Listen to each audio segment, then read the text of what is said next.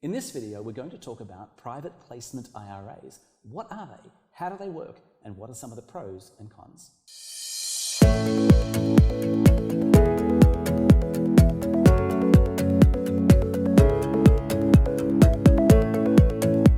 Good morning, Brian. How are you? Very good. How are you, Tim? I'm well, thank you. So I want to talk about private placement IRAs. Can you just define the term? What does it kind of mean? Sure.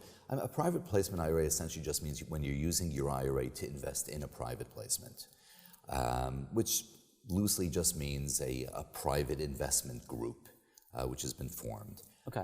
And can you do that with a typical IRA? Well, with a typical IRA, you're probably going to be limited because most of the typical IRAs are going to restrict you to investing in stocks, bonds, and mutual funds. Like the normal stuff. Correct. But you can certainly do that with a self-directed IRA, which enables you to invest in anything that the IRS permits you to invest in, including private placements. Okay, good. So with these private placements, I'm just trying to get an example. Can you give me 2 or 3 examples of the kinds of things we're talking about? Sure. It could be a hedge fund. It could be investing in a private equity fund.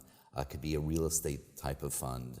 Okay, so a real estate fund, you might be gathering money to then invest in real estate. Sure. You know, I may know someone who has put together a private placement for the express purpose of purchasing real estate, bringing in investors, and I can participate in that type of a fund, in that type of an investment using my IRA. This makes total sense to me. So I do have to set up a special kind of IRA to do this, which is a self-directed IRA. How do you go about doing that? Well, the way we provide a self-directed IRA is we create the plan for you, and within the plan there is an LLC. And the main feature of that LLC is that you're, under the operating agreement of that LLC, you're restricted to only invest in those assets that the IRS permits you to. You'll then set up a checking account at a local bank for that LLC, and with that you'll invest in the private placement. It actually sounds reasonably sensible. So what I'm sort of doing is setting up an investment company, which is then attached to a specific bank account.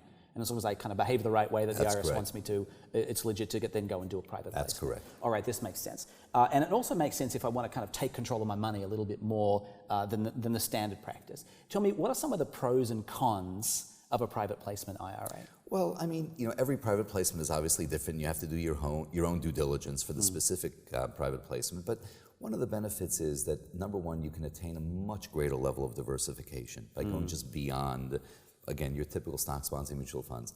Another thing is that when it comes to bonds today, with interest rates as low as they are, people really need to at least look at some of the alternatives to see if there are other ways that they can get some income away from just buying your very, very traditional types of bonds. So cons I'm hearing are, you know, with the appropriate due diligence, you can be more diverse, which is a good investment strategy, and potentially make more money than especially, you know, a slower economy like it is now.